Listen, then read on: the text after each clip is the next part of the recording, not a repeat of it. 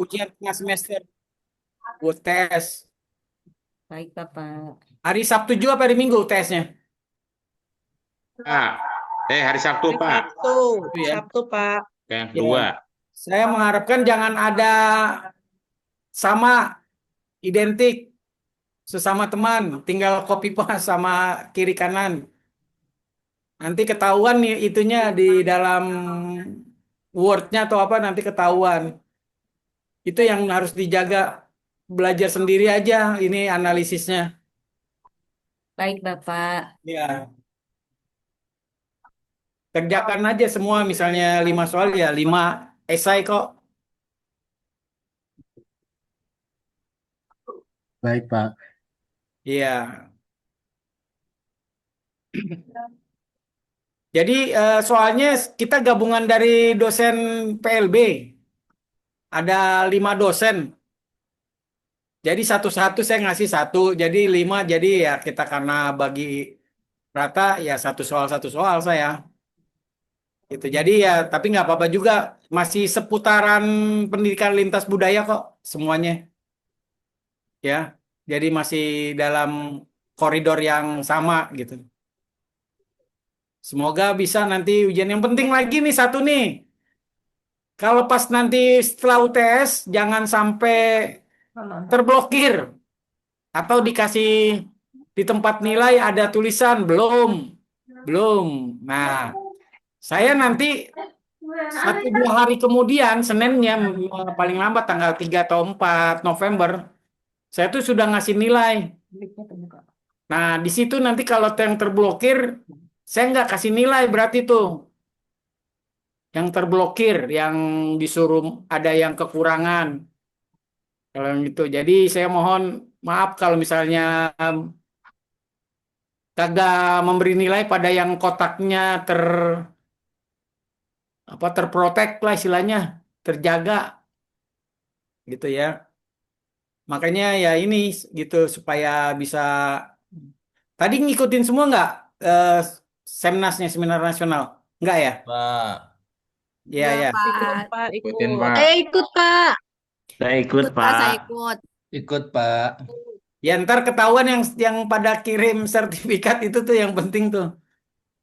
Yang penting yang kan dapat sertifikat lumayan sertifikat nasional tuh. Gratis lagi. Siapa? Ya.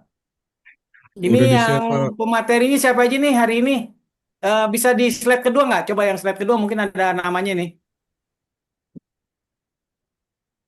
Slide kedua. Pak Eki, slide kedua. Oke, berarti ada gini kelompok 6 ya. Nah, Nitya, Risa, Eki, Nyanyang. Ya, dipersilakan kelompok 6 untuk memberikan presentasi. Nanti jangan lupa setelah selesai tanya jawab yang mau bertanya raise hand.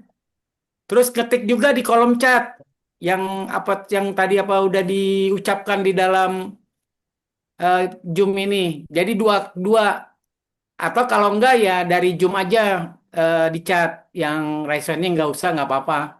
Jadi bertanyanya melalui chat tanpa raise hand juga nggak apa-apa. Ya sebanyak-banyaknya juga nggak apa-apa kalau memang mau bertanya. Mungkin dari saya itu dulu dipersilakan kepada kelompok 6 untuk memberikan pencerahan kepada kawan-kawannya. Dipersilakan. Ya, terima kasih banyak Pak. Izin Pak, kita mulai diskusi pada hari ini. Bismillahirrahmanirrahim. Assalamualaikum warahmatullahi wabarakatuh. Selamat sore, salam. Assalamualaikum wabarakatuh. Waalaikumsalam warahmatullahi Waalaikumsalam. wabarakatuh. Waalaikumsalam. Selamat sore. Yang kami hormati Bapak Dr. Inovian Rais, MMMPD, dan rekan-rekan teman sejawat yang hari ini sedang mengikuti perkuliahan di mata kuliah terakhir. Puji dan syukur kita panjatkan kepada Tuhan Yang Maha Esa. Alhamdulillah kita masih diberikan kesempatan, masih diberikan kesehatan untuk bisa bertatap muka, bertatap maya di dalam ruang Zoom kali ini. Bapak Ibu yang saya hormati, perkenalkan nama saya Nyanyang Engkus. Hari ini saya bertugas sebagai moderator pada sesi sore ini dan kelompok kami akan membahas berkaitan dengan metode dan media dalam pengembangan pendidikan lintas budaya.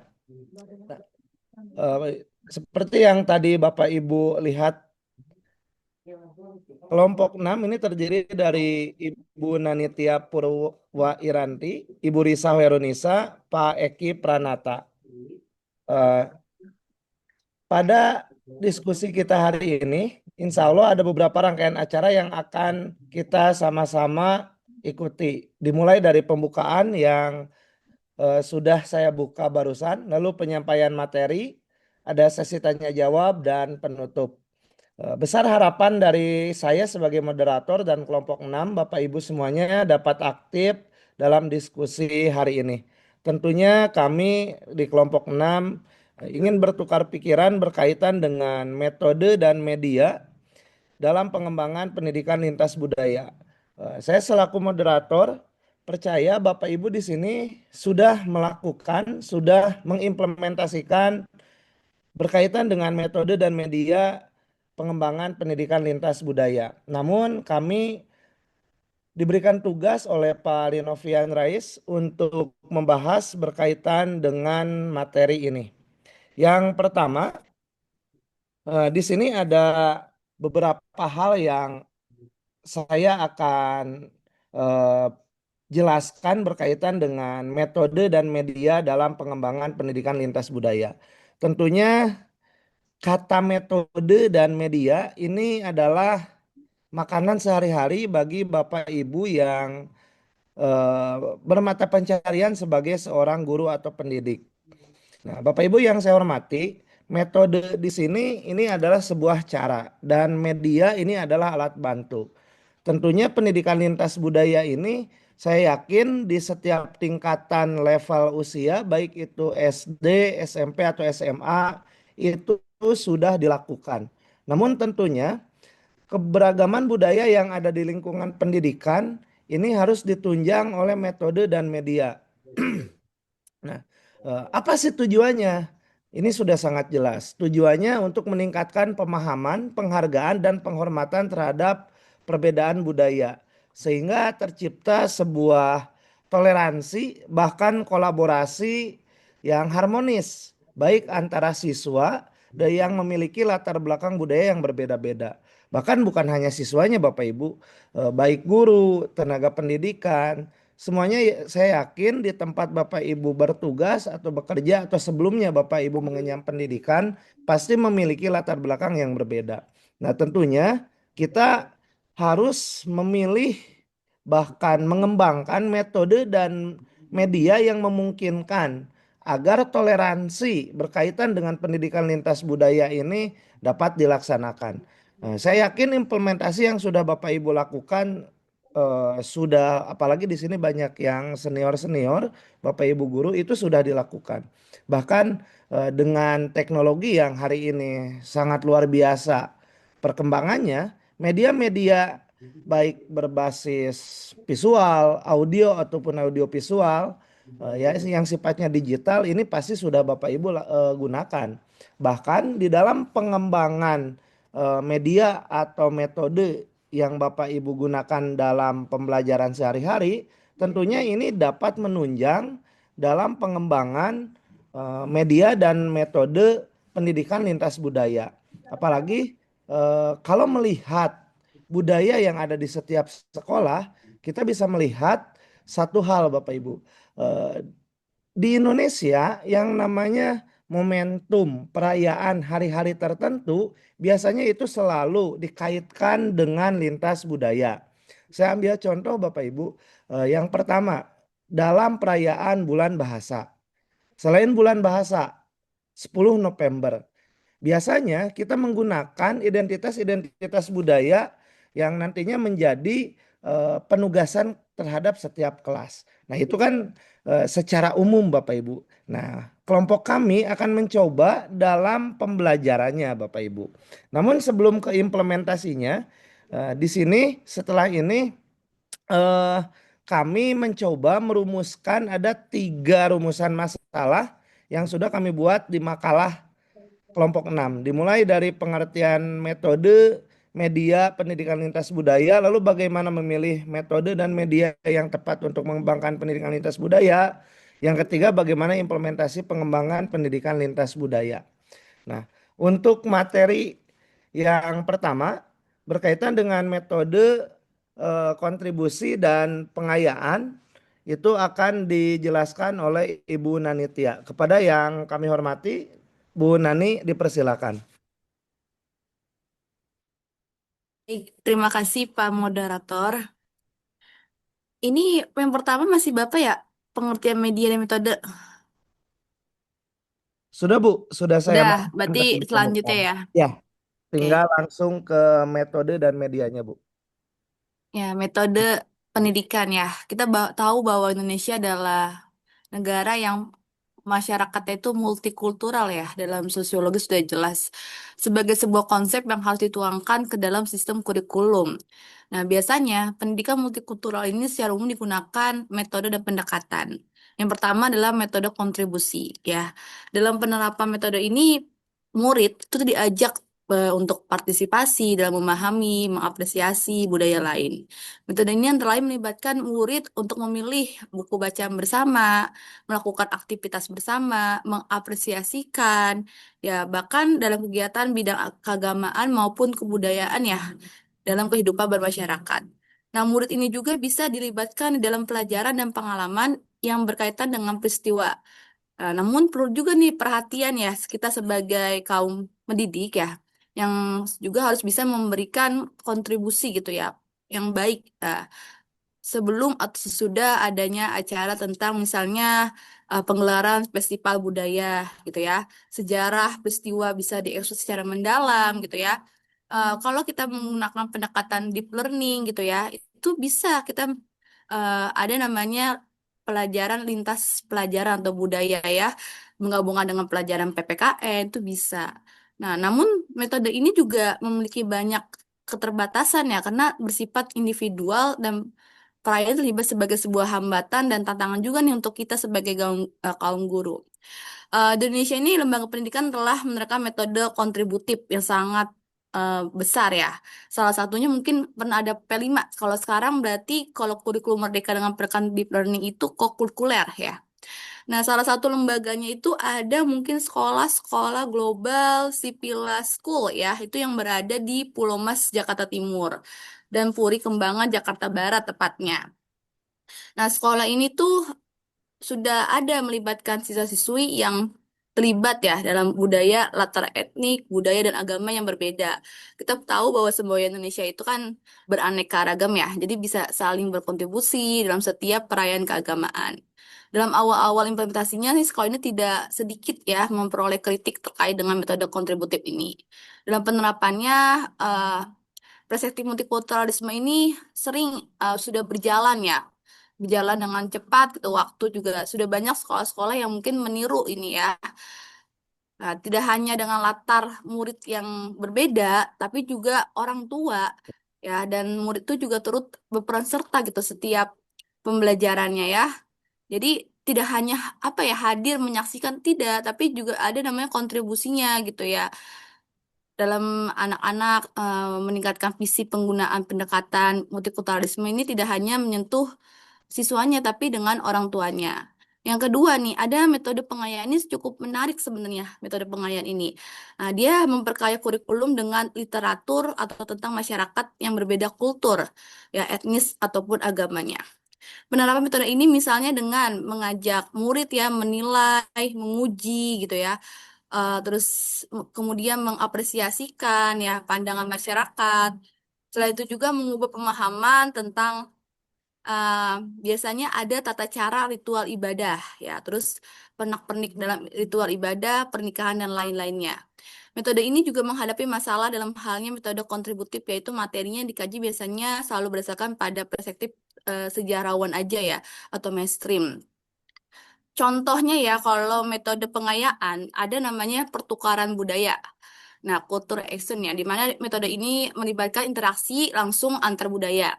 Misalnya melalui program pertukaran pelajar atau mahasiswa, magang internasional, pertukaran guru, seniman, dan pekerja sosial. Tujuannya untuk apa? Membangun pengalaman, langsung tentang norma dan nilai. Terus juga yang kedua ada pembelajaran lintas budaya, course cultural training, di mana ada workshop ya tentang komunikasi antar budaya, pelatihan adaptasi bagi ekspatriat, simulasi, dan role play budaya. Bahkan anak SD pun sekarang udah bisa loh untuk menari di kaca internasional. Nah, tujuannya apa sih? Untuk mengajarkan cara berinteraksi efektif dengan orang dari budaya yang berbeda. Ketiga, bisa dengan dialog atau diskusi antar budaya. Misalnya, ada forum dialog antar agama, antar etnis, terus diskusi panelitas negara. Nah, terus ini tujuannya untuk apa? Untuk adanya empati, mendengarkan sudut pandang lain dan menguraikan prasangka. Yang keempat, ada pengayaan melalui seni dan media. Menggunakan media, misalnya film, nonton film, musik, sastra ya, teater, dan berbagai macam negara mengadakan festival budaya. Selain itu juga, sekarang banyak misalnya di JCC ya, di Perpustakaan Nasional itu ada pameran budaya atau kuliner internasional. Tujuannya untuk memperluas persepsi dan pengalaman emosional terhadap budaya lain. Yang kelima, itu harus ada nih kolaborasi virtual lintas budaya. Apalagi kan sekarang udah zamannya digital ya Bapak Ibu ya.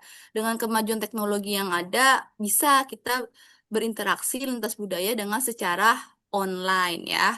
Misalnya ada proyek kolaboratif internasional, kelas daring global ya, pertukaran ide platform yang dimana misalnya model United Nation online.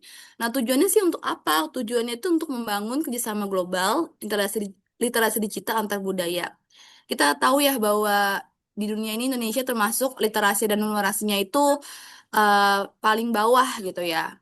Nah, terus yang keenam itu ada studi banding dan penelitian budaya, yaitu melibatkan observasi, analisis budaya lainnya. Nah, studi bandingnya ini misalnya antar lembaga pendidikan, gitu ya. Biasanya di kampus-kampus yang ternama ya, maupun swasta pun udah banyak tuh mahasiswa yang melakukan studi banding antar budaya. Misalnya dia menampilkan nari gitu ya. Terus ada juga riset antropologi, sosiologis lintas budaya.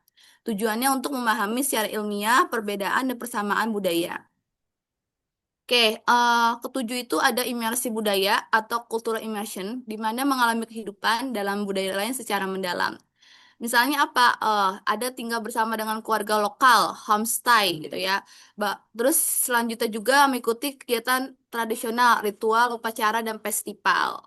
Oke, itu mungkin dari saya. Selanjutnya oleh Bu Risa, silakan. Ya, terima kasih Bu Nani. Metode yang ketiga dan keempat akan dijelaskan oleh Ibu Risa. Kepada Bu Risa, dipersilakan.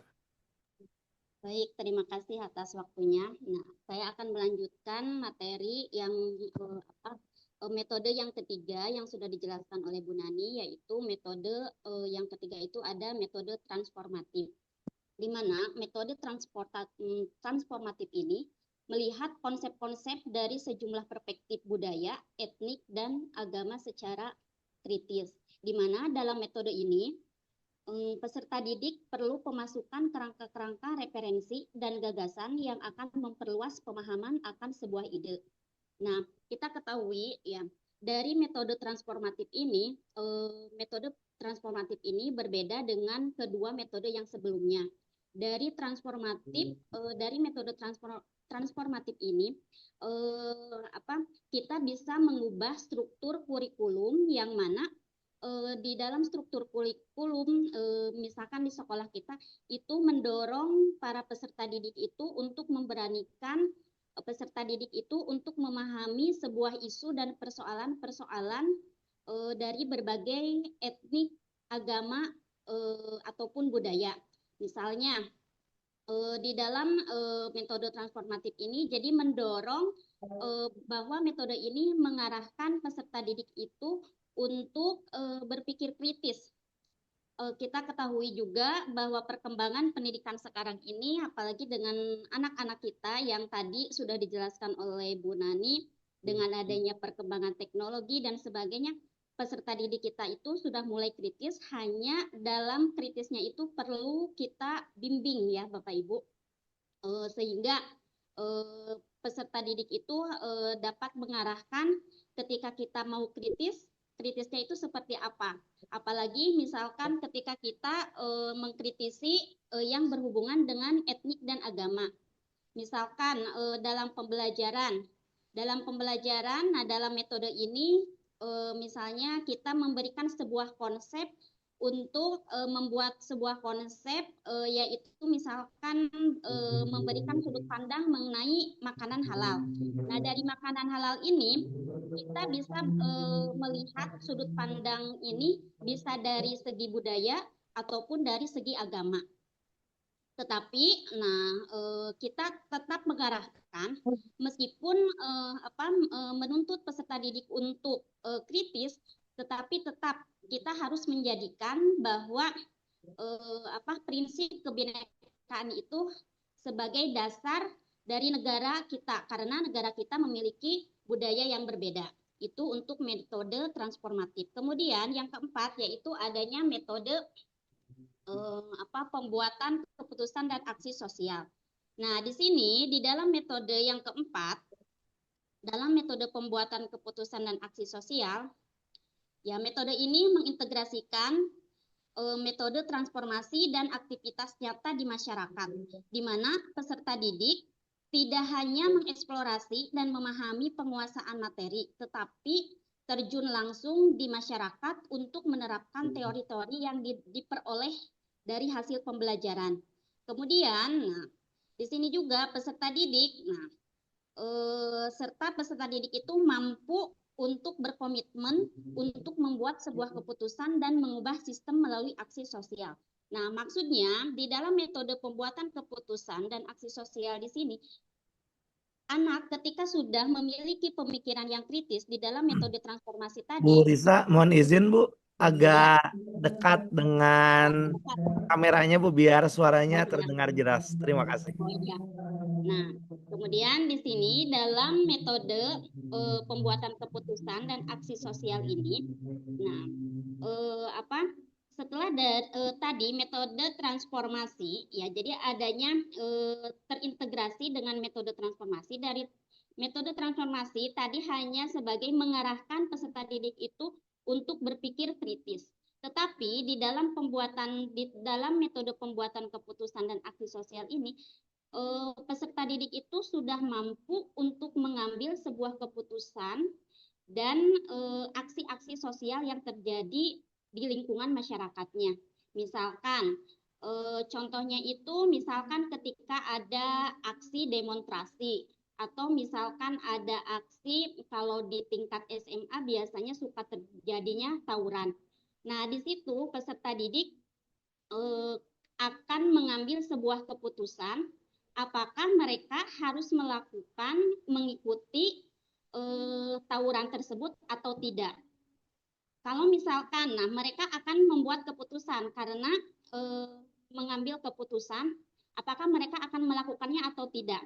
Ketika misalkan tidak melakukan, mereka sudah mengetahui batasan-batasan ketika misalkan kita akan mengikuti demonstrasi itu atau mendemonstrasi itu ketika misalkan hal-hal apa saja yang tidak kita lakukan. Nah, di sini misal kita menuntut ketidakadilan juga bisa.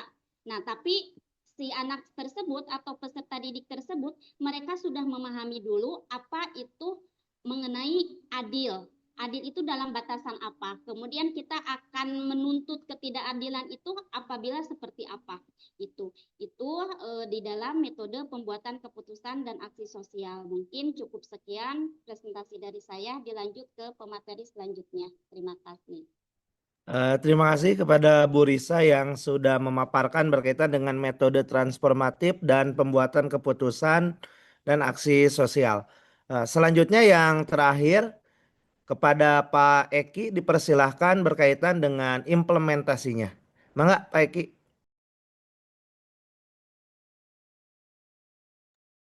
Baik, terima kasih Bapak Moderator. Selanjutnya saya akan melanjutkan materinya mengenai tentang implementasi media dan metode pendidikan lintas budaya. Pemilihan strategi yang digunakan diterapkan dalam mengembangkan pembelajaran berbasis multikultural, antara lain itu ada cooperative learning, pencapaian konsep, value analysis, dan analisis sosial. Beberapa pilihan strategi ini dilaksanakan secara simultan dan harus tergambar dalam langkah-langkah model pembelajaran yang berbasis multikultural. Mungkin Bapak Ibu di sekolah juga sudah banyak menerapkan mengenai media dan metode di sekolahnya masing-masing. Seperti itu. Namun demikian, masing-masing strategi pembelajaran secara fungsional memiliki tekanan yang berbeda atau membutuhkan media dan cara yang berbeda. Strategi pencapaian konsep digunakan untuk memfasilitasi siswa dalam melakukan kegiatan eksplorasi budaya lokal untuk menemukan konsep budaya apa yang dianggap menarik bagi dirinya dari budaya daerah masing-masing. Dan selanjutnya menggali nilai-nilai yang tergandung dalam budaya daerah asal tersebut. Seperti itu. Kemudian strategi cooperative learning ini diharapkan mampu meningkatkan kadar partisipasi siswa dalam melakukan rekomendasi nilai-nilai lokal serta membangun cara pandang kebangsaan. Seperti itu. Cooperative learning ini dilaksanakan secara bersama-sama oleh siswa. Jadi bisa ditugaskan secara berkelompok oleh guru seperti itu. Kemudian beberapa eh, metode dan media ini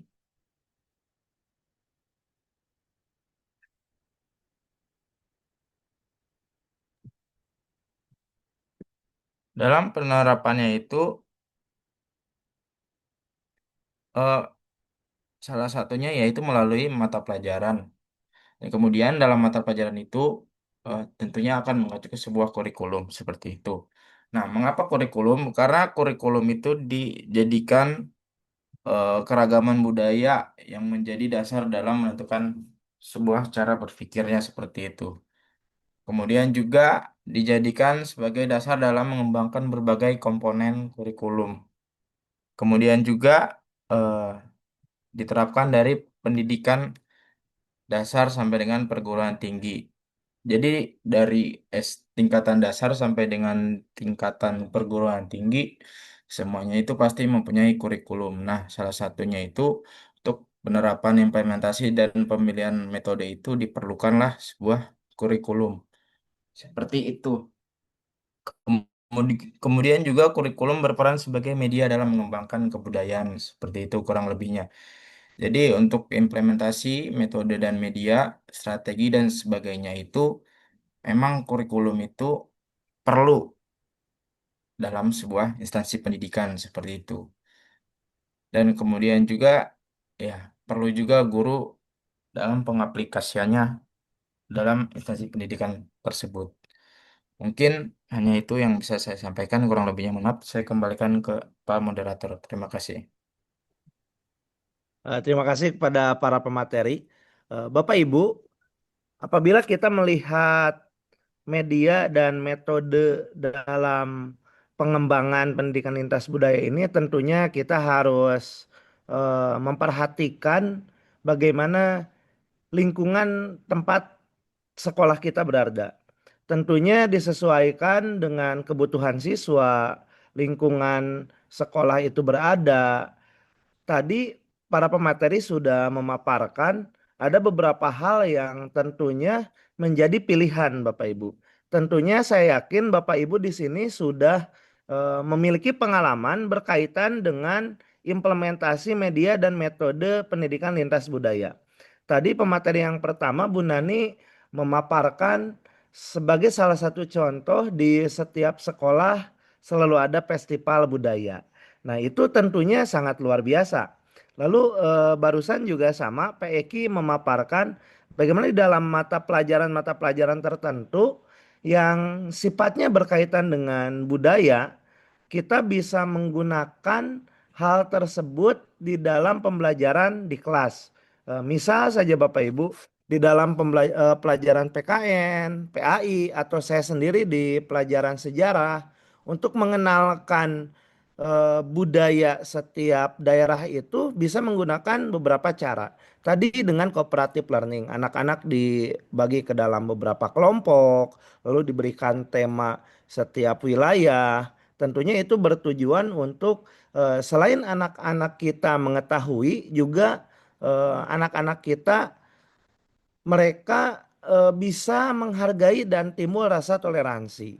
Seperti itu Bapak Ibu penguatan dari saya. Silakan kepada Bapak Ibu yang akan bertanya, kami buka sesi pertama, saya buka 3 pertanyaan terlebih dahulu. Mangga Bapak Ibu.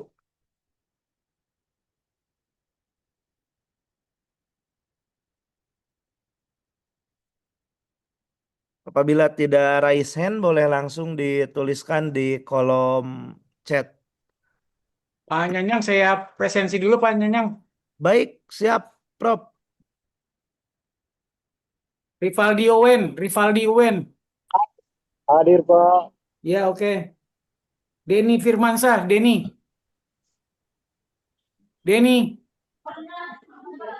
Denny. Denny Firmansyah, Denny. Denny Firmansyah, saya lewat ya. Ananda Putri Wardani, Ananda. Hadir, Pak. Hadir. Ya, oke. Saya, Pak. Ya, sudah. Sanyo Saputra, Sanyo. Hadir. Ya, oke, sudah. Nur Siti Badaria, Nur. Hadir, Bapak. Ya, sudah. Ahmad Batara Parenta Parlindungan. Hadir Bapak. Ya, oke. Ria Ahmad Matin, Ria. Oke, ya, sudah. Ani Salima, Ani. Pak. Hadir, Pak. Ya, oke, ya. Suprapti. Ada, Bapak. Ada. Ya, oke. Pak. Rizka Mahardika, Rizka. Hadir, Pak. Rizka. Iya, oke. Sheila Istiqomah, Sheila. Saya Pak hadir Pak. Kamera nggak dihidupin, Sheila.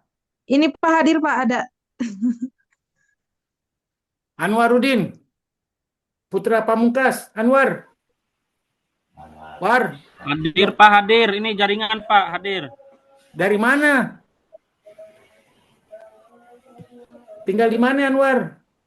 Di Malingping Pak. Di Malingping, orang Lebak. Iya Pak, hadir. Ini sinyalnya lolpot Pak. Nggak stabil. Saya pernah tinggal di Bayam malah. Oh, dekat Pak di Bayang Pak. Ya Kita iya, sengaja datang. itu sinyalnya bagus di Bayam. Iya, memang bagus Pak. Iya.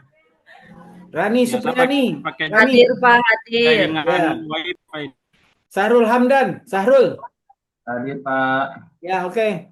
Cep Gaha Adi, Hadir. mana Cep? Hadir Pak, hadir. Oke, sudah.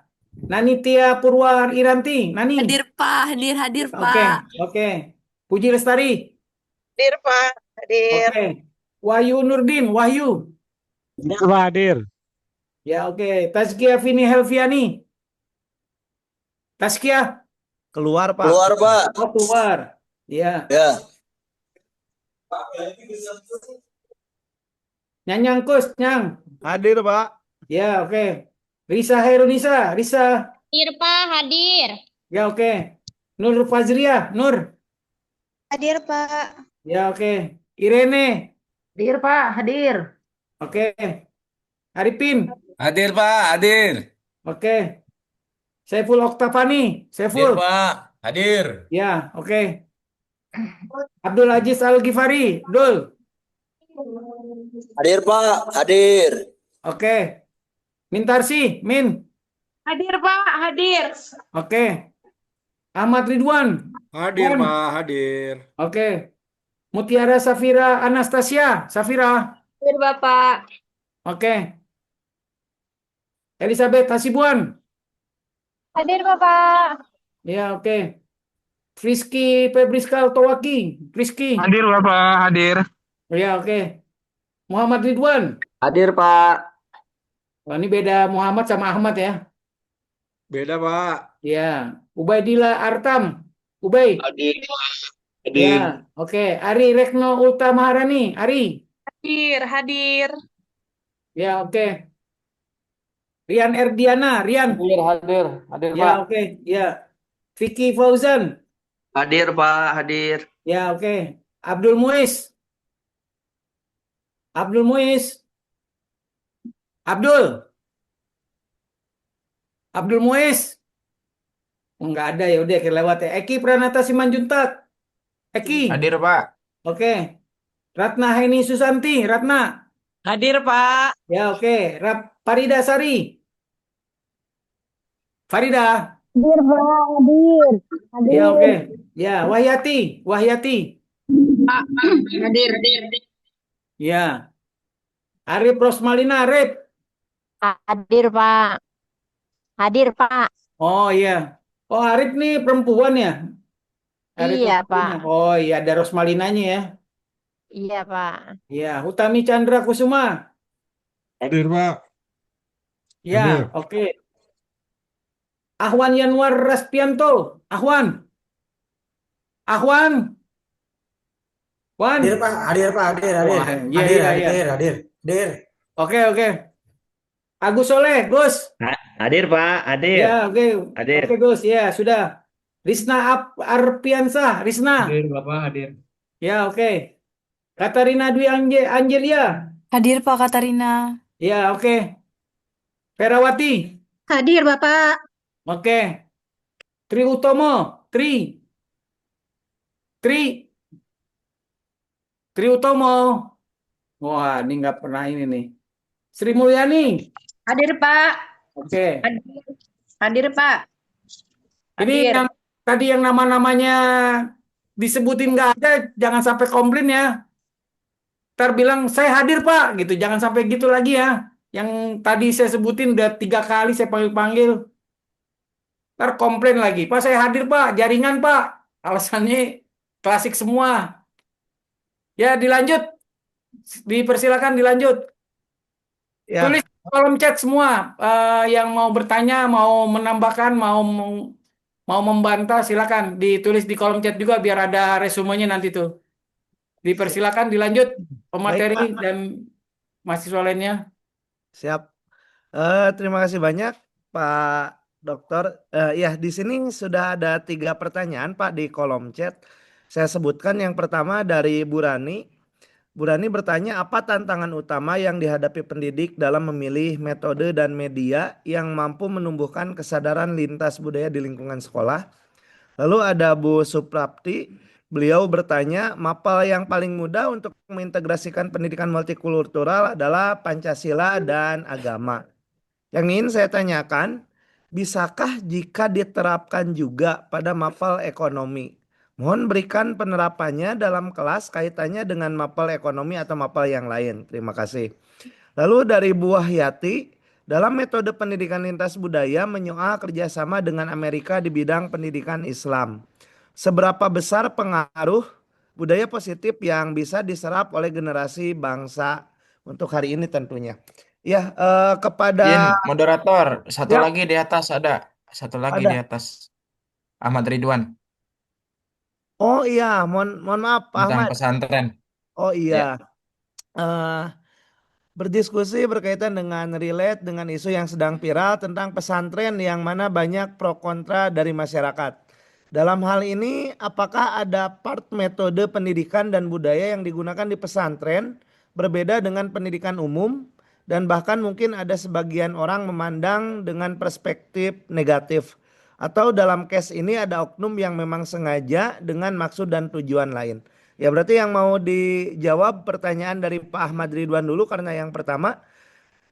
Silakan kepada pemateri untuk pertanyaan yang pertama dari Pak Ahmad Ridwan berkaitan dengan isu kontekstual yang hari ini tentunya menyita banyak sekali umat beragama yang bukan hanya kalangan Muslim saja, tapi juga agama yang lain. Apalagi hari ini banyak dikaitkan dengan masalah-masalah politik yang sedang dihadapi di negara ini. Silakan kepada pemateri, mau siapa dulu berkaitan dengan pro kontra dari masyarakat.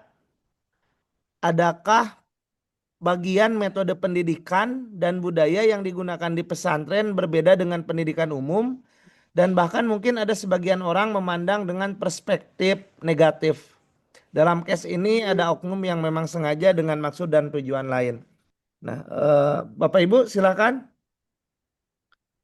atau saya duluan ya. Eh, ini tentunya berkaitan dengan eh, ada beberapa hal yang menjadi pembeda antara pendidikan sekolah dengan pendidikan pesantren. Pendidikan pesantren tentunya memiliki ciri khasnya masing-masing karena itu di bawah Departemen Agama, berbeda dengan kita yang sekolah biasa di bawah Distrik, Pak Ahmad. Lalu berkaitan dengan metode yang digunakannya juga berbeda. Nah, sebenarnya kalau dari case historinya, pendidikan yang asli di Indonesia itu ya pendidikan pesantren dengan sistem sorogannya. Pak Anwar jelas lebih tahu bagaimana sistem sorogan ini ya punya positif dan negatifnya. Pengalaman saya pribadi, Pak Ahmad, ketika saya datang ke Jasinga, itu ada sebuah kebiasaan yang ini berbeda ketika saya di Bandung. Ketika saya datang ke Jasinga, saya bertemu dengan anak itu, sehari ketemu dengan anak, anak ini bisa 5 kali salam suntangan kepada saya. Berbeda dengan di kota. Kalau di kota sekali saja salam ya sudah. Tapi di sini di Jasinga berbeda. Lalu yang kedua, sebenarnya case kemarin yang kita lihat di pesantren itu juga sama. Di sini di Bogor Barat itu kalau dilihat dari hasil survei, di Jawa Barat ada 2 wilayah dengan jumlah pesantren terbanyak. Salah satunya Bogor Barat, selain Tasik dan Garut. Ternyata di sini anak bisa libur, bisa izin tidak sekolah apabila si kiai di pesantrennya meminta anak tersebut untuk tidak sekolah. Contoh, betul yang kemarin Pak, yang salah satu pesantren yang ambruk. Bagaimana anak itu bisa tidak sekolah formal apabila si anak dibutuhkan tenaganya untuk pembangunan pesantren atau bahkan menanam padi di sawah milik pesantren atau kiainya. Nah, tentunya itu salah satu gambaran ada apa ya, perbedaan perspektif yang seperti brainstorming. Anak yang sudah di pesantren, dia punya pemahaman keberkahan itu yang paling utama. Ketika sang guru, ketika sang kiai meminta A, maka si anak itu tidak bisa menolak. Nah, diterapkan di sekolah formal, misalkan di SMA saya. Si anak ini ketika ketemu dengan guru ya sama. Suntangan itu sampai dibulak-balik 3 kali. Tujuannya apa sih? Ya tadi, keberkahan. Mungkin itu sebagai gambaran saja Pak. Dari yang lain silakan Pak Eki, Bu Nani atau Bu Risa. Ada tambahan? Mangga. Baik, saya coba apa namanya? Coba nambahin ya. Walaupun ibaratnya saya latar belakangnya bukan Islam gitu ya, tapi saya di Untirta kan hampir 5 tahun lah. Jadi nggak asing lah yang namanya pesantren. Kalau biasa di sana disebutnya mah kobong gitulah ya. Betul Jadi Pak. kadang Tapi juga suka, ini juga salah satu bentuk nyata dari multikultural ya Pak ya. ya. Jadi memang kalau secara pendidikan memang mungkin ada bedanya ya antara pendidikan formal dengan pendidikan pesantren. Tapi memang di pesantren juga diajarkan tentang akademik gitu. Cuma memang eh, kelebihan di pesantren itu anak-anak itu di dididik juga untuk pendidikan karakternya gitu seperti yang dibilang Pak Nyanyang tadi gitu kan, keberkahan salam bolak-balik seperti itu. Dan cenderung juga mungkin bagi orang yang tidak terbiasa dengan pendidikan di pesantren yang menganggap bahwa didikan itu keras seperti itu. Sehingga eh, stereotip itulah yang mungkin akhirnya dilihat oleh orang yang tidak terbiasa itu seperti itulah.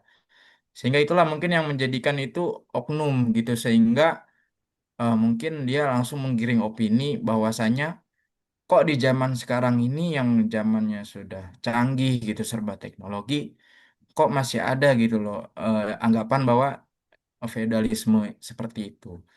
Nah, itu juga kita tidak bisa pukul rata dan tidak bisa dipandang benar juga akan pernyataan seperti itu. Karena memang setiap pesantren itu punya eh, itunya sendirilah gitu, aturannya sendiri seperti itu. Jadi itu hanya oknum saja yang mungkin memang jadi tidak mengerti tentang pesantren dan menganggapnya itu sebagai sebuah kekerasan seperti itu.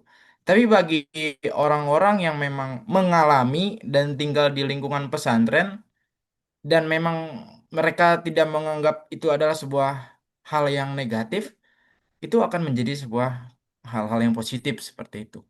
Ya itulah namanya oknum seperti itu, Pak. Mungkin terima kasih. Iya, seperti itu. Bapak Ibu, apabila ada tambahan pernyataan dari Bapak Ibu, silakan dipersilakan sebelum ke Pak Ahmad Ridwan, mangga. Pengen izin nambahin ya Pak ya.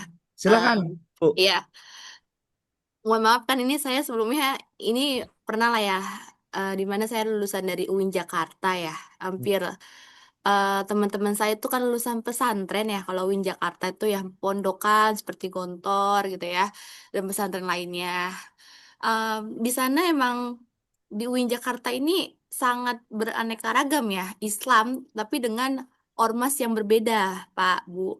Eh, Kalau bisa dilihat, budaya pendidikan di pesantren ini memiliki budaya unik yang bentuk itu karakternya ya. Pertama, ada namanya ukhuwah ya. Kehidupan yang dalam bahasa Indonesia itu kolektif ya, kebersamaan. Tujuannya apa? Membangun soliditas sosial. Terus juga ada misalnya ibadah rutin gitu ya, disiplin spiritual, membentuk ketenangan batin, tanggung jawab gitu ya. Terus juga ada namanya takzim. Takzim ini ketaatan pada guru, Pak. Jadi kalau kita ketemu ya sama dosen atau misalnya guru gitu ya, guru besar, di sana wajib untuk mengucapkan salam gitu ya. Terus untuk ya menghormati gitu ya. Terus juga ini ya menumbuhkan rasa hormat, Pak, pada guru ya. Saya sangat disayangkan ya. Saya setelah saya lulus, saya masuk ke sekolah yang di mana umum ya, bukan sekolah yang agama. Itu saya sebagai guru pun ada loh murid ya, walaupun saya masih muda gitu, tapi tidak menghormati gitu. Ketemu gurunya cuek gitu ya. Beda banget yang lulusan misalnya madrasah, pesantren itu beda banget. Terus juga untuk budayanya pendidikan besar ini ada apa ya, kesederhanaan gitu ya, rendah hati gitu ya. Ini menjadi cara hidup ya, way of life bagi santri-santrinya. Nah, mengapa sih ada persepsi negatif dari sebagian orang ya? Eh, ada masyarakat yang memandang pesantren ini negatif gitu ya. Pertama, ada yang tertutup ya, konservatif di mana karena tujuannya itu menjaga tradisi nilai moral yang ketat. Ya, jadi bisa dibilang kaku, tidak modern. Ya, makanya sekarang ada pesantren yang boarding school modern gitu ya. Terus juga ada namanya metode bandongan atau sorogan. Nah, ini metode ini sebagai ketekunan dan kedisiplinan kedalaman ilmu. Terus juga di sana mungkin ada pesantren yang masih kurang adaptif dengan teknologi. Ya, bahkan ada stereotip atau bisa bilang kasusnya gitu ya, disalahartikan gitu ya. Selain itu juga kalau bisa dibilang ya, perseptifnya lintas budaya dalam pesantren ini cross cultural education ya. Lembaga pendidikan berbasis budaya yang menanamkan identitas, spiritualitas, dan nilai-nilai sosial khas masyarakat Indonesia. Dengan kata lain ya, pesantren itu bukan pendidikan yang tertinggal, tetapi dia punya budaya pendidikan yang berbeda, yang dimana menekankan aspek moral, spiritual, dan kemasyarakatan secara mendalam. Kalau ditanya tadi secara membangun pemahaman positif, pertama harus ada dialog lintas budaya pendidikan. Ya, misalnya kita observasi, wawancara dengan guru pesantrennya dan guru sekolah umum ya untuk saling belajar metode dan filosofinya. Ya, kadang ada yang menjudge ih aliran sesat gitu ya.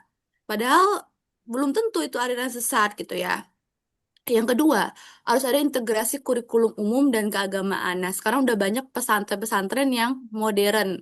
Ya, jadi ada pelajaran agamanya, juga ada pelajaran umumnya, Pak, Bu, ya. Ini seperti model madrasah terpadu gitu ya. Terus juga ada pemanfaatan media digital ya. Itu juga untuk menunjukkan kontribusi pesantren dalam membangun karakter bangsa. Yang keempat, cara membangun pemahaman positifnya dengan cara pendidikan lintas budaya di sekolah umum ya. Eh, Walaupun misalnya ya, waktu itu saya di SMP ya, waktu saya sekolah SMP, kita bisa loh berkunjung ke pesantren gitu ya, ke pondokan, ke Tasik itu ada loh budaya ya. Apa itu ya? Namanya saya lupa deh. Saya waktu itu ke Tasik ya, penelitian ke Tasik gitu di SMP. Kita belajar tentang agama gitu. Mungkin itu saja Pak Yayang yang bisa saya sampaikan, tambahkan. Jadi bisa disimpulkan ya metode pendidikan dan budaya di pesantren itu memang berbeda. Saya setuju dengan Pak Eki ya dengan pendidikan umum. Kenapa? Karena di pesantren itu lebih menekankan kepada nilai-nilai tradisi Islam dan budaya lokalnya. Ya, tapi ini bukan menjadi suatu kelemahan ya. Tapi menjadikan kekayaan budaya pendidikan Indonesia. Nah, pandangan negatifnya itu yang harus kita bisa singkirkan ya. Mungkin masyarakat masih kurang memahami dan interaksi lintas budaya pendidikan. Sekian, terima kasih Pak. Yang saya kembalikan. Iya, terima kasih Bu Nani. Sebelum Pak Anwar, ada tanggapan dulu dari Pak Ahmad. Dipersilakan. Diajak ngomong di absen. Coba. Iya, beliau langsung chat. Terima kasih. Ya, sama-sama Pak Ahmad. Nah, saya berikan kesempatan lebih dahulu kepada Pak Anwarudin. 90 detik cukup ya Pak ya. Silakan.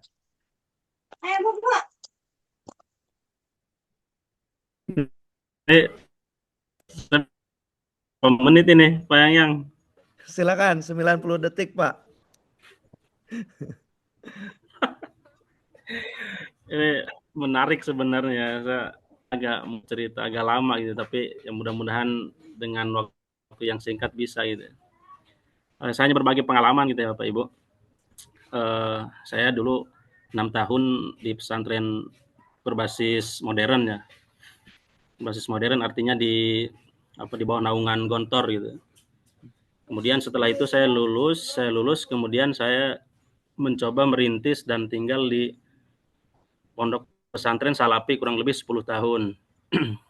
Nah, kemudian setelah itu saya juga pernah 2 tahun di pondok terpadu gitu. Artinya yang memadukan sistem Gontor dan Salapi. Nah, dan saat ini saya bertugas di sekolah negeri kurang lebih 4 tahun ke sekarang ya. Dan tinggal di pondok pesantren sekarang itu. Apa yang lebih fleksibel kalau yang saya rasa, kemudian dipadukan dengan sistem salah pembelajaran secara kekhasan Gontornya ke kepondokannya dapat, kemudian itu dipadukan dengan pelajaran-pelajaran Salapi itu. Tapi juga tidak melupakan adanya kemajuan teknologi itu. Bahkan biasanya yang saya alami rata-rata memang yang ada di pondok pesantren itu kemudian nanti tujuannya setelah lulus itu biasanya ke luar negeri gitu. Ke Jerman biasanya atau ke Timur Tengah rata-rata itu. Nah, mungkin yang tadi diceritakan oleh An itu sebenarnya ya memang seperti itulah gitu ya. Dan dari keempat segi macam pendidikan itu, baik itu di umum, kemudian di sistem mungkin kepondokan Gontor, Salapi, terpadu, saya sudah mengalami itu gitu. Nah, hanya memang kita tidak mencari di mana letak kelebihan dan kekurangannya. Nah, saya saat ini tugas di sekolah negeri itu dan tinggal di pondok, ya tidak bisa mengungkapkan kelebihan saya di pondok begini, kemudian kekurangannya di negeri seperti itu, dan kelebihan kekurangannya tidak bisa saya ungkapkan gitu, karena khawatir ada bahasa mungkin ya apa namanya lebih mengarah nanti ke khawatir apa namanya membangun citra yang baik untuk pondok atau menjelekkan yang di negeri. Gitu. Saya mengalami di dua hal itu. Menurut saya tinggal kembalikan ke perspektif kita saja gitu, Pak. Jadi kembalikan ke sudut pandang kita sebenarnya di pondok ataupun di umum itu kita secara perspektif atau sudut pandang kita sebenarnya sama itu.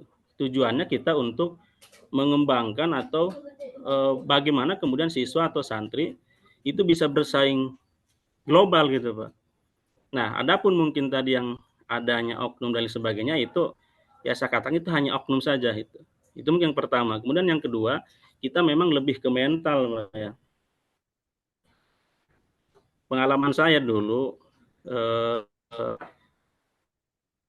lulus 2011 di pondok itu dan selama di pondok kurang lebih 6 tahun itu pakai kayu, pakai bambu, pakai besi, pakai kabel gitu.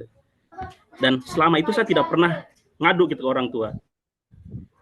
Karena kalau kita ngadu ke orang ya justru malah kita akan ditambah lagi hukumannya itu.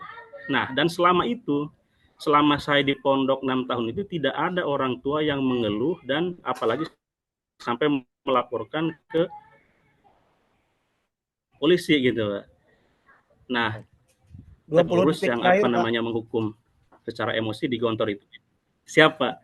Nah, disitulah kemudian muncul bahwa pondok pesantren keras dan lain sebagainya. Sehingga bahkan sampai di Gontor itu dihilangkan kegiatan-kegiatan yang ekstrim gitu, yang berbau seperti silat dan sebagainya.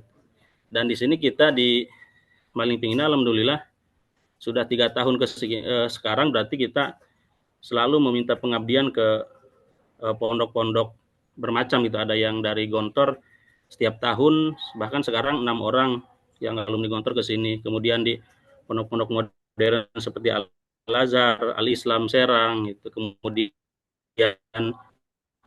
pondok-pondok Salafi gitu. Nah itu dalam rangka kita memadukan, tidak ada apa namanya, tidak membeda-bedakan antara pondok atau sekolah umum itu, Pak. Nah itu mungkin Pak hanya sekedar ya berbagi ya, artinya saya berbagi pengalaman saya mengalami di sistem pondok apa sistem pendidikan yang berbeda-beda gitu. Dan saya tidak pernah mengatakan di pondok itu bahwa umum seperti ini atau ketika saya di umum pondok ini seperti ini. Kita hanya berbagi bahwa semua sistem pendidikan sebenarnya gitu, Pak. Tujuannya sama itu untuk generasi penerus kita saja itu, Pak. Itu mungkin terima kasih, Pak. Siap, terima kasih Pak Anwar. Tambahannya cukup menarik. Kalau dibahas lagi nanti semakin panjang. Karena saya lihat Pak Denny dari tadi udah garuk-garuk kepala Pak Denny. Ya tapi tadi betul setiap lembaga pendidikan pasti memiliki karakternya masing-masing dan tujuannya tidak ada yang salah. Tujuannya pasti memang positif. Kita menuju ke pertanyaan yang kedua dari Bu Rani. Apa tantangan utama yang dihadapi pendidik dalam memilih metode dan media yang mampu menumbuhkan kesadaran lintas budaya di lingkungan sekolah? Silakan kepada pemateri. Mau Bu Risa dulu atau Bu Nani atau Pak Eki? Silakan. Silakan. Siapa yang mau? Oke, sedikit sebelum nanti Bapak Ibu tambahkan ya dari saya dulu. Tentunya jelas Bu. Jadi tantangan utamanya ya kesadaran dari si guru itu sendiri. Karena suka tidak suka, mau tidak mau, hari ini sebenarnya yang jadi masalah itu ada pada diri kita sendiri sebagai seorang guru. Nah, tadi yang disampaikan oleh Pak Widodo, kita yang hari ini kuliah di sini, ini kalau bahasa saya bukan hanya sebagai bentuk upaya atau ikhtiar, tapi kita yang di sini ini sebagai bentuk upaya maksakan. Dalam artian maksakan di sini satu, memaksakan dengan berbagai kondisi. Saya yakin dari segi pembiayaan, dari segi waktu, dari segi pekerjaan, Bapak Ibu pasti banyak. Tapi disinilah kita berupaya untuk menciptakan suatu lingkungan baru yang positif untuk meningkatkan kompetensi kita. Nah, tantangan yang tadi ditanyakan oleh Bu Rani berkaitan dengan untuk memilih metode, memilih media. Tentunya yang pertama itu adalah bagaimana case si gurunya itu sendiri, Bu. Saya memandang kadang saya pribadi hanya setiap pergantian tahun ajaran itu hanya mengganti tanggal titik mangsa saja berkaitan dengan administrasi. Bahkan administrasi itu nantinya kita sesuaikan saja dengan kondisi di kelas. Kita sudah buat metode A. Kita cari ketika di kelas melihat kondisi, apalagi hari ini Bogor sedang tidak baik-baik saja. Panasnya luar biasa, Bu. Di kelas itu sampai 36 kelas. Saya mengajar kelas 10 full. Pak Arifin juga sama. Dan di Jawa Barat itu kami memiliki kuantitas per kelasnya 45 itu minimal. Maksimalnya 50 siswa dengan ruangan kelas yang sama seperti kemarin 36. Luar biasa, Bu. Lalu selain tadi dari gurunya, jelas kurangnya pemahaman yang dimiliki oleh guru berkaitan dengan lintas budaya ini. Bahkan ada beberapa, kalau saya lihat, tapi ini mungkin juga menjadi sebuah introspeksi buat kita. Ketika muncul di kurikulum ada sesuatu yang baru, kadang kita itu susah move on dengan hal yang lama. Nah, ini pun juga sama. Ketika kita memilih metode media dalam pembelajaran lintas budaya, kita lihat apakah ini sesuatu yang memang sudah menjadi kebiasaan atau tidak. Kadang sebagai guru, apalagi saya guru sejarah gitu, tetap ceramah itu ya tidak bisa dihilangkan. Anak mau dikasih mainan pun berupa materi dengan media, ya tetap harus ada pola ceramahnya terlebih dahulu. Hanya saja mungkin proporsinya yang dibedakan. Kalau dulu ketika 2016 saya awal pertama kali ngajar turun ke SMA, ya ceramah itu saya nomor pertama saya lakukan dengan bisa jadi 2 jam pelajaran itu 1 jam pelajarannya saya ceramah dulu. Tapi ketika lambat laun pergantian kurikulum dan lain-lain ya kita menyesuaikan. Apalagi hari ini deep learning itu ternyata mengasihkan. Saya mengajar kelas 10, kalau saya yang ceramah terus-terusan, waduh, anak 49 per kelas, 47, luar biasa. Nah, lalu yang lainnya, yang ketiga, kurangnya sumber yang dimiliki oleh guru. Nah, kalau dalam bahasa kemarin di pendidikan guru penggerak itu ada aset. Nah, ada 7 aset. Nah, salah satunya di sini bagaimana dikembalikan kepada gurunya, Bu. Kalau gurunya pandai, pintar, meramu aset yang ada di sekolah, saya yakin media dan metode pengembangan pendidikan lintas budaya itu akan mudah. Tapi kalau gurunya kembali dengan kebiasaan lama, ya tadi semuanya hanya akan berujung pada administrasi saja. Mungkin itu kalau pemahaman dari saya. Silakan Bapak Ibu yang lain ada yang mau menambahkan? Iya, Pak Yayang, saya setuju dengan Pak Yayang ya untuk menjawab pertanyaan Bu Rani. Tadi saya hanya sedikit menambahkan ya, mungkin juga ada perbedaan latar belakang murid, Bu, gitu ya. Misalnya, eh, apa ya, bisa dibilang ada mungkin murid dengan latar belakang yang berbeda gitu ya. Ada mungkin dari suku Batak, ada suku Sunda, suku Jawa ya. Apalagi di Jakarta ya, bisa dibilang masyarakatnya ini multikultural gitu ya. Tidak hanya satu aja gitu ya, orang Sunda semua, tidak ya kalau di Jakarta. Terus juga saya sebagai guru IPS kadang masih keterbatasan waktu gitu dalam mengajar ya. eh, Apalagi kalau misalnya ada materi di kelas 9 itu kearifan lokal gitu ya. Tentang kearifan lokal itu waktunya itu 90 menit ya, itu sangat terbatas sebenarnya kalau menjelaskan secara detail gitu kan ya. Terus juga eh, terkadang apa ya, kesulitan juga nih. Ada metode yang dimana tidak cocok. Jadi benar sih sebenarnya itu sumbernya itu dari gurunya juga, Bu. Gitu ya. Nah, terus juga sebagai kita guru sekarang itu harus bisa ya menggunakan teknologi gitu ya. Apalagi sekarang udah kurikulum merdeka dengan pendekatan deep learning. Gitu ya. Itu pengaruh media sosial juga bisa gitu kita manfaatkan ya untuk informasi-informasi secara global. Media digital ini juga membawa beragam budaya ya, tapi juga ada informasi yang bias atau menyesatkan. Nah, kadang murid ini bisa lah membentuk persepsi yang keliru gitu ya terhadap budaya lain. Nah, itulah fungsinya guru itu bisa berperan aktif membimbing ya muridnya untuk menyaring informasi lintas budaya secara kritis. Contoh, orang Padang terkenal pelit misal ya.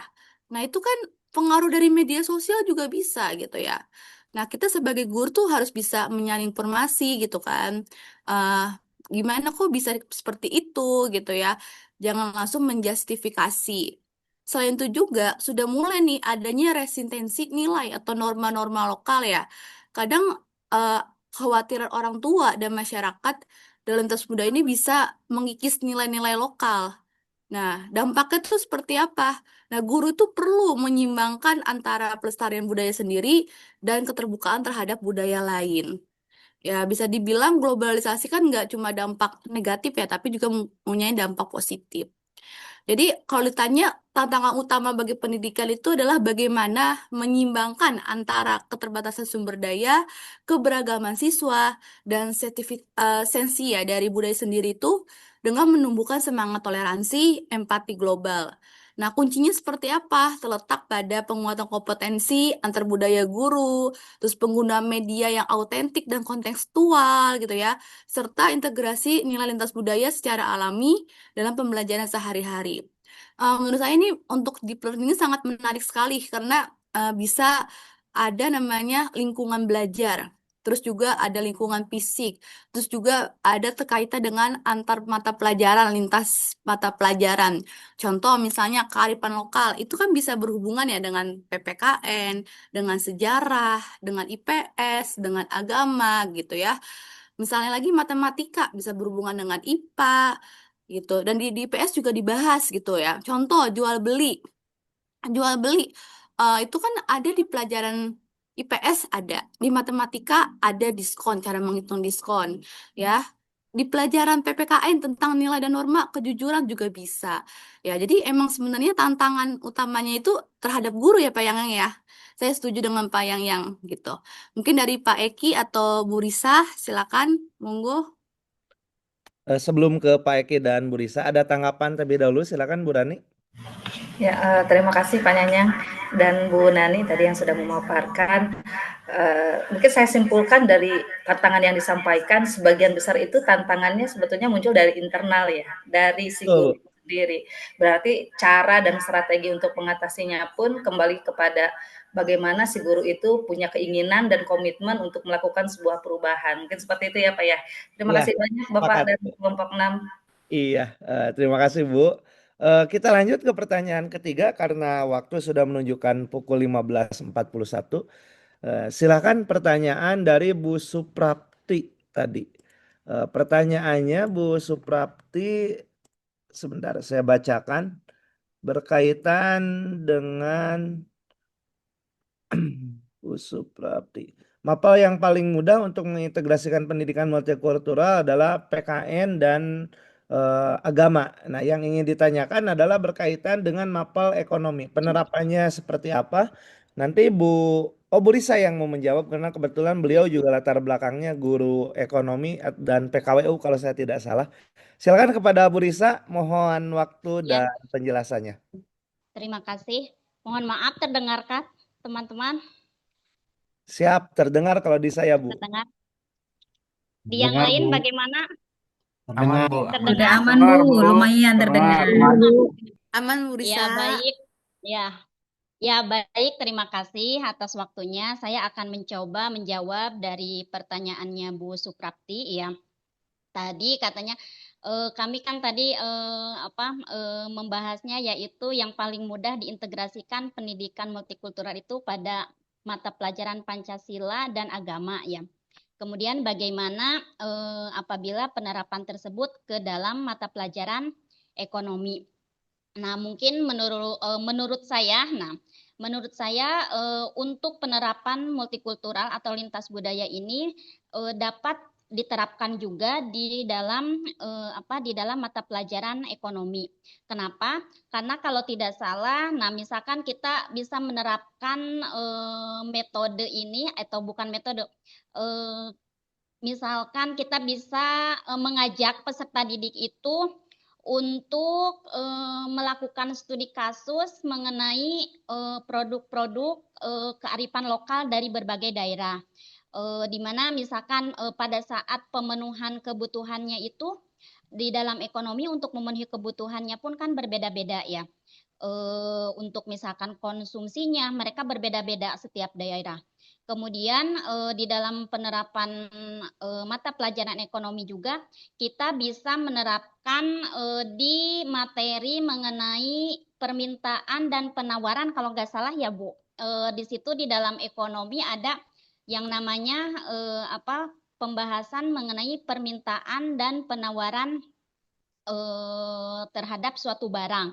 Nah, di mana di dalam materi permintaan dan penawaran suatu barang itu ada sebuah faktor ya, ada faktor-faktor yang mempengaruhi banyak atau sedikitnya jumlah permintaan yang diminta oleh si konsumen. Salah satunya itu dipengaruhi oleh faktor budaya, faktor adat istiadat, bahkan faktor pendapatan. Nah, sehingga di dalam mata pelajaran ekonomi lintas budaya ini bisa diterapkan. Nah, caranya misalkan di dalam materi permintaan dan penawaran kita bisa kita bisa menganalisis. Jadi peserta didik bisa disuruh oleh kita itu untuk menganalisis jumlah permintaan makanan di wilayah daerah panas atau wilayah yang tropis atau dingin, atau misalkan seperti sekarang kita bisa contohkan di dalam permintaan tuh ketika minuman yang dingin pasti lebih banyak jumlah permintaannya itu di daerah yang panas dibanding di daerah yang dingin. Kemudian, nah selain itu juga ya di dalam mata pelajaran ekonomi juga kita juga bisa menganalisis selera. Ya, jumlah permintaan juga kan dipengaruhi oleh selera masyarakat. Sehingga selera tersebut juga sama akan berpengaruh pada budayanya gitu kan. Misal selera ketika kita menentukan selera seseorang. Nah, seleranya orang Padang atau seleranya orang Padang dengan seleranya orang Jawa tentunya berbeda. Orang Padang akan permintaan akan cabenya itu lebih tinggi dibanding dengan orang Jawa. Nah, mungkin itu jawaban dari saya untuk penerapan lintas budaya ini apakah bisa diterapkan di pelajaran ekonomi? Tentu bisa ya, Bu. Itu. Mungkin itu cukup sekian. Terima kasih. Iya, terima kasih Bu Risa. Oh, sampai Pak Nyanyang, udah Pak Nyanyang. Siap, Pak. Iya. Mohon maaf kepada Bapak Ibu yang bertanya belum bisa terjawab karena waktu juga. Saya tutup dengan membacakan kesimpulan. Dalam implementasi pembelajaran multikultural ada beberapa hal yang harus diperhatikan. Dimulai dari yang pertama, penyelenggaraan pendidikan multikultural hendaknya memberikan pemahaman secara komprehensif mengenai pendidikan multikultural ini, pemilihan metode dan medianya.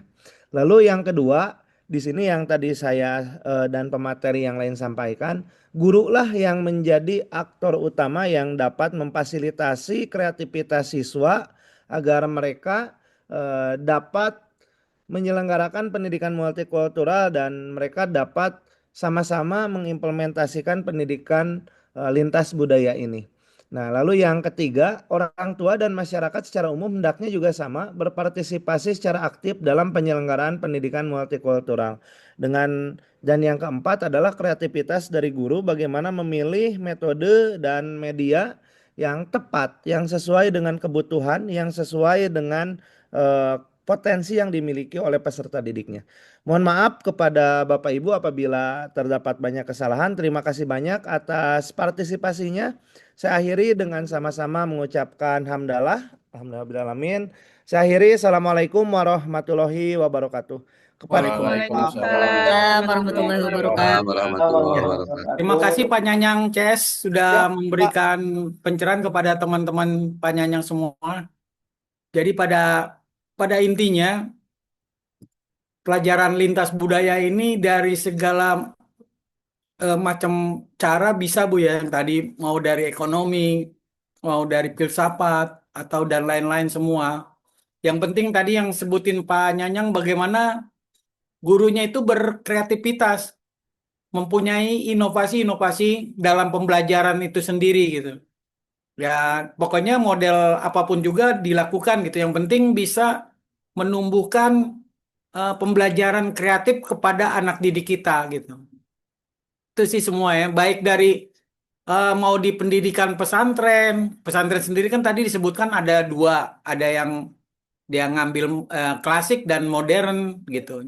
Ada juga yang memang pesantren klasik semua gitu. Artinya klasik yang lama ya, yang dia pakai metode pembelajarannya pakai kitab kuning semua yang tidak bisa digantikan dengan pakai gadget atau apapun juga gitu. Karena di situ eh, di buku kuning kan bukunya udah lama semua dari keturunan-keturunan leluhur yang udah lama gitu. Makanya tinggal bagaimana mengimplementasikan pembelajaran-pembelajaran tersebut gitu, supaya bisa diterima, dicerna oleh anak didik kita bahwa semua metode dan sumber-sumber pelajaran eh, materi kita ini bisa dikasih pada anak didik kita gitu semua gitu. Jadi jangan sampai anak didik kita bingung gitu.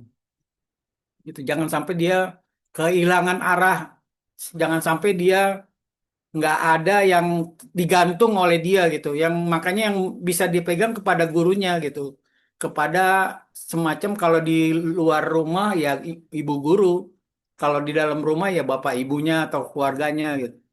Disitulah dia bisa mengaktifkan diri bagaimana anak didik kita itu bisa lebih maju lagi ke depannya gitu.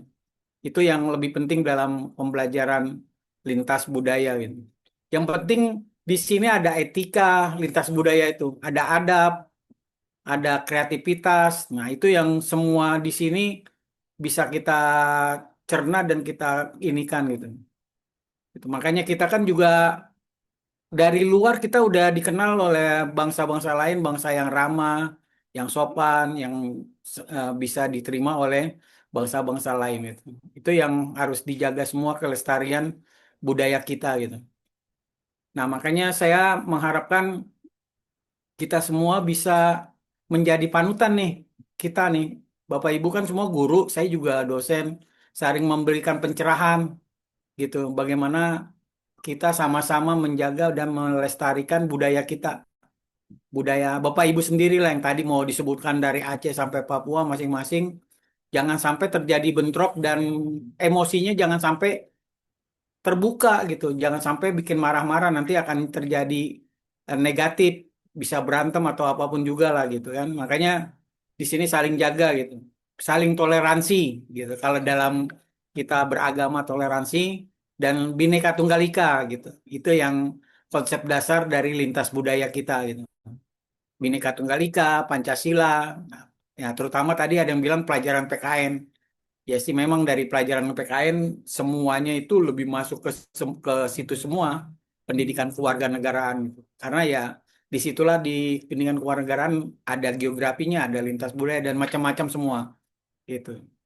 Nah makanya saya mengharapkan supaya kita bisa kenapa saya mengharapkan Bapak Ibu bisa lebih baik lagi gitu. Jangan sampai Bapak Ibu contohnya gini yang saya kemarin share di video waktu itu ada anak setelah pulang dia anak perempuan kan ngebully dan berantem gitu.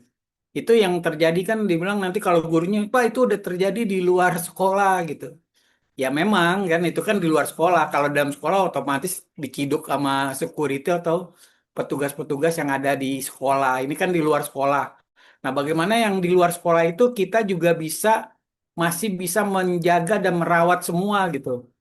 Kalau bisa dikontrol, kira-kira kan ada nih persatuan mungkin dengan membuat semacam media sosial, media tadi media apa dengan kita bisa berkomunikasi atau minimal kayak siapa yang udah sampai rumah yang bisa selamat kayak gitu ya, atau ngucapin basa-basi lah gitu, supaya tidak terjadi dia penyimpangan gitu. Tapi kalau bila ada hal-hal yang negatif dia ini apa terjadi hal-hal yang tidak diinginkan, nah itu bisa bisa secepat mungkin diselesaikan dengan baik dan bijak itu. Yang penting itu sih. Jangan sampai terjadi eh, kayak waktu itu ya. Perempuan biasanya emang rata-rata perempuan begitu-gitu juga bisa galak dan bisa bisa melebihi laki-laki gitu kan. Bisa gitu ya. Saya kaget juga kalau misalnya. Tapi kalau laki-laki ya wajar lah ya. Kalau laki-laki wajarnya maksudnya wajar masih tanpa syarat maksudnya masih bisa ditolerir. Tapi kalau dibilang bila melakukannya dengan kekerasan udah sampai verbal dan lain sebagainya itu nggak bisa ditolerir lagi gitu, apalagi sampai terjadi luka kayak gitu atau terjadi eh, pembunuhan atau pembacokan dan lain-lain kayak gitu yang saya harapkan nggak bisa itu gitu. Jadi makanya saya mengharapkan kita saling bahu membahu nih, kita sebagai guru dan Bapak juga harus berkomunikasi semua tuh dengan pihak sekolah, pihak orang tua, pengawas, atau security atau lain semua itu saling berkaitan gitu.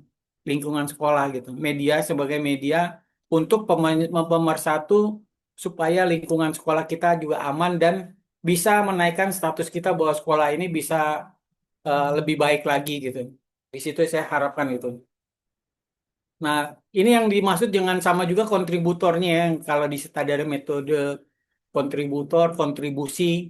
Nah, itu bagaimana kita berkontribusi, kontribusi yang hal-hal yang baik gitu, supaya eh, apa yang kita lakukan bisa dengan baik dan kena terhadap yang telah kita berikan gitu, yang kita kontribusikan kepada semua pihak gitu, tidak terkecuali.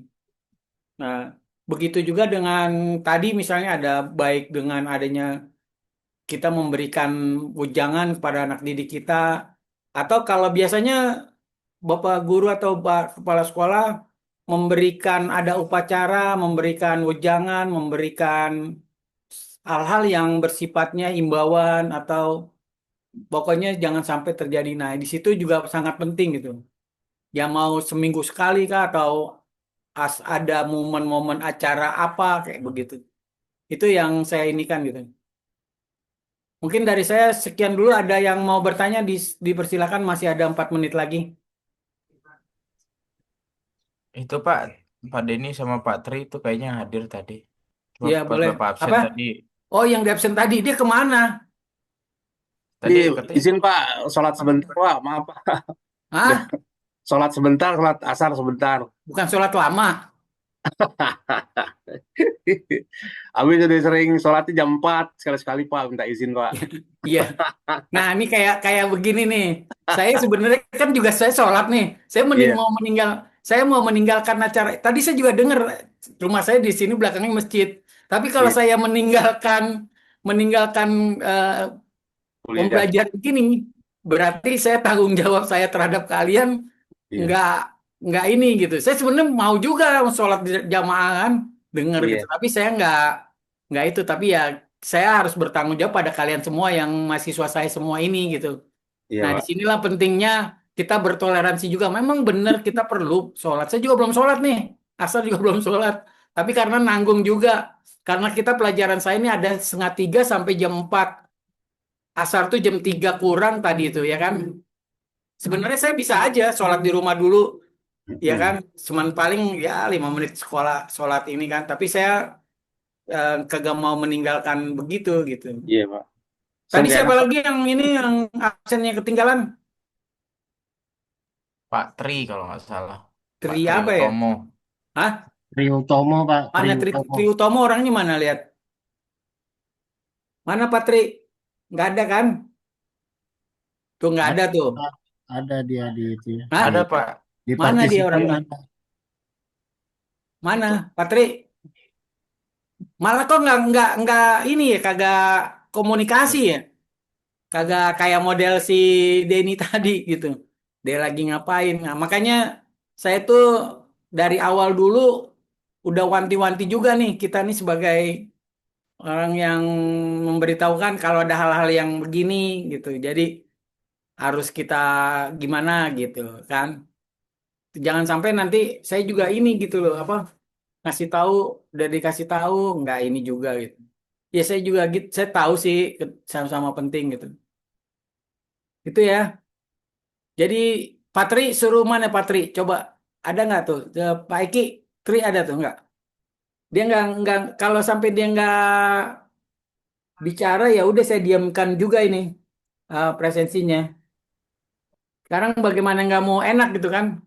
Eh, presensinya presensinya diinikan gitu apa di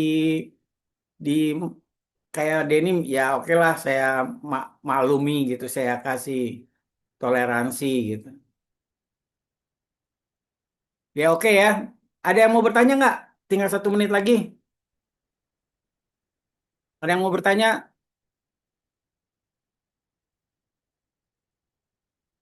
nggak ada ya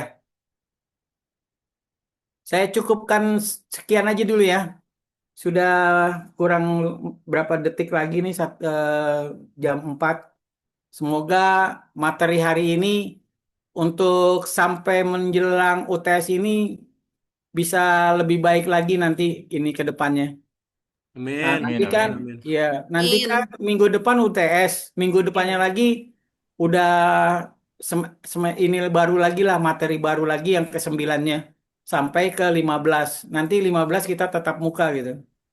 Mungkin dari saya sekian billahi taufik wal hidayah. Assalamualaikum warahmatullahi wabarakatuh. Waalaikumsalam Waalaikumsalam warahmatullahi warahmatullahi wabarakatuh. wabarakatuh. Terima kasih Bapak. Ya, terima kasih semua ya udah mengikuti materi hari ini. Terima kasih, Pak. Saya izin pamit mundurkan diri.